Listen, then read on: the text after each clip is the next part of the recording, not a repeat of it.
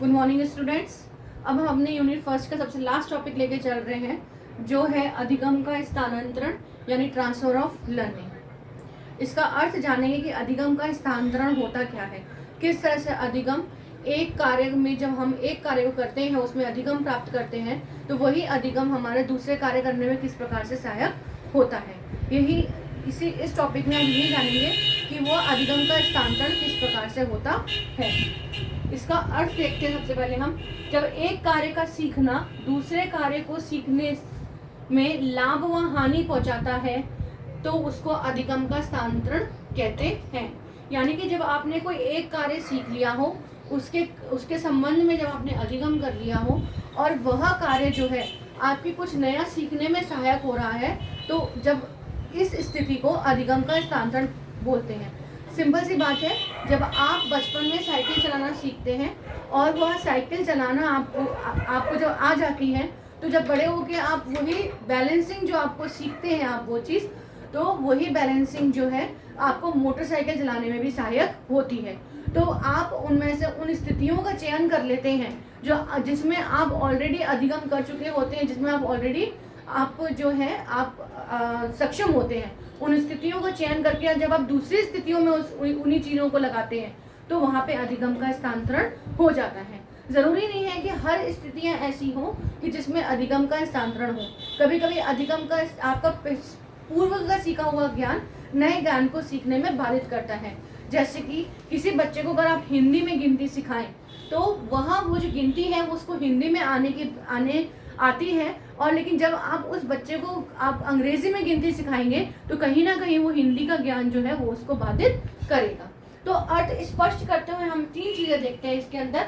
सबसे पहले हम देखते हैं स्थायी सीखना, जो अधिगम के स्थानांतरण को अर्थ स्पष्ट करता है। वो सबसे पहला है स्थायी सीखना। जितना ज़्यादा आप किसी चीज़ को स्थायित्व प्राप्त करते हैं, किसी चीज़ को किसी अर्थ का स्थायित्व प्राप्त करते हैं, किसी अधिगम का स्थायित्व प्राप्त करते हैं, उतना ज़्यादा वो जो अधिगम है या वो सीखने की दशाएं हैं उतनी ज़्यादा प्रबल होती हैं। ठीक है, तो वह जब आप स्थायी रूप से सीखते हैं तो वह दशाएं जो है आपका दूसरा अधिगम में भी सहायता करता है। दूसरा, प्रभाव। जो चीज़ें आपके जो आदतें हैं, जो आपके जो निर्माण जो हुआ है, आदतें निर्माण हुआ है, जो प्रभाव है, यानी कि आपने जिन चीज़ों का ज़्यादा सीखने में प्रभाव है, मतलब नई दिशाओं में जब आप कोई चीज़ नई चीज़ सीखने जा रहे हैं, तो जो पुरानी हुई चीज़ें जो आपने सीखी हुई हैं, तो उनमें से जो चीज़ें ज़्यादा प्रभाव डालेंगी आप उनका चयन करना शुरू कर देंगे। सिंपल सी बात, जैसे कि आपको मैथ्स का पहले ही से ही ज्ञान है, मैथ्स के आपको सम्स करने आते हैं, अर्थमेटिक आपको आता है, तो आप जब स्टैटिस्टिक्स करने बैठते हैं तो आप मैथ्स के उस ज्ञान को प्रयोग करके उनका प्रभाव लेके आप स्टैटिस्टिक्स करना सीखते हैं। तीसरा है स्थिति का चयन।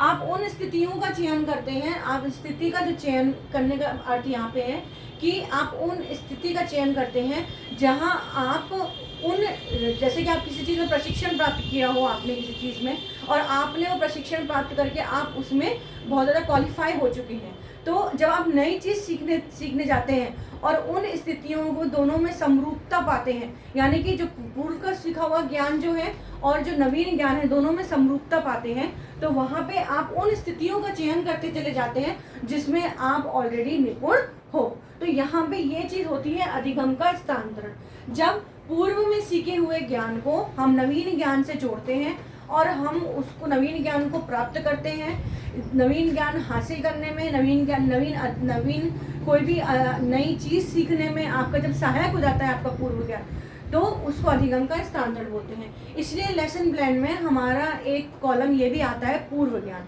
यानी कि जब भी आप कोई भी उद्देश्य निर्धारित करते हैं तो उद्देश्य उन्हीं पर निर्धारित होते हैं कि उनके पूर्व ज्ञान पे निर्धारित होते हैं। क्यों? क्योंकि वो जो उनका पूर्व ज्ञान है वो नवीन ज्ञान हासिल करने में सहायक होगा। अब हम आगे कुछ डेफिनेशंस देखेंगे इसकी।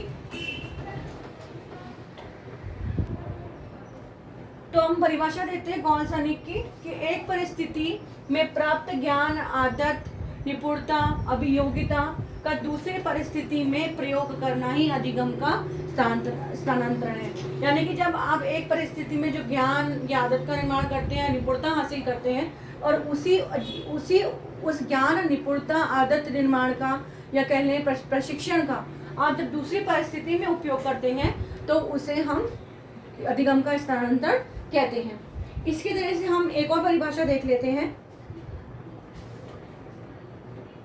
क्रो एंड क्रो के अनुसार जब सीखने के एक क्षेत्र में प्राप्त विचार, अनुभव या कार्य की आदत या निपुणता का प्रयोग दूसरी परिस्थिति में किया जाता है तो वह अधिगम का अंतरण या स्थानांतरण कहलाता है। शिक्षा शब्दकोश के अनुसार the transfer of learning is the gained correction in related action by exercise of action, any correction, growth, development in defined learning without direct training. प्रत्यक्ष प्रशिक्षण के बिना निश्चित अधिगम में विकास, वृद्धि किसी संशोधन क्रिया के अभ्यास के द्वारा संबंधित क्रिया में आदान प्रदानात्मक संशोधन ही शिक्षा अधिगम का स्थानांतरण है। यानी कहने का अर्थ यही है, जब आप एक परिस्थिति में कुछ भी आप जब अपना आदत निर्माण करते हैं, आप प्रशिक्षण प्राप्त करते हैं, आप ज्ञान प्राप्त करते हैं, मस्तिष्क के द्वारा आप मानसिक प्रक्रियाएं बनाते हैं या स्मृति पटल में कोई भी चीज़ ले जाते हैं, और जब उस जो ज्ञान है, प्रशिक्षण है, जो भी कुछ आपने जो हासिल किया है, दूसरे आप स्थितियों में उसका प्रयोग करते हैं और कहीं ना कहीं वो आपको सीखने में सहायक सिद्ध होती हैं, तो उसको अधिगम का स्थानांतरण कहते हैं। अब हम बताते हैं अधिगम के स्थानांतरण के प्रकार। देखते हैं अधिगम के स्थानांतरण के प्रकार। पहला है धनात्मक।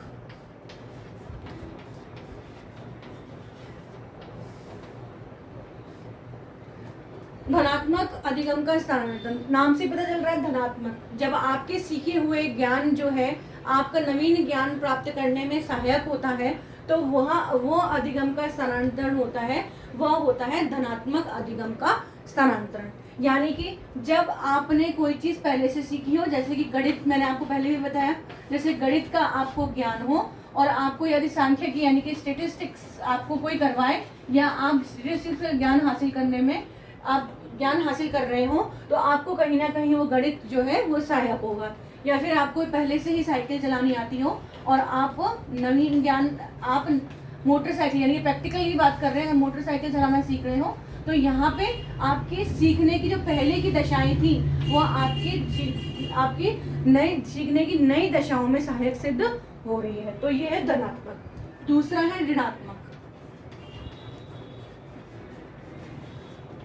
जब सीखने की पहली दशाएं जो हैं, पहली स्थितियां जो हैं, पहला ज्ञान जो है वह कुछ नवीन सीखने में रुकावट पैदा कर रहा है तो इसको हम ऋणात्मक अधिगम का स्थानांतरण कहेंगे। जैसे कि कोई बालक जो है वो हिंदी माध्यम से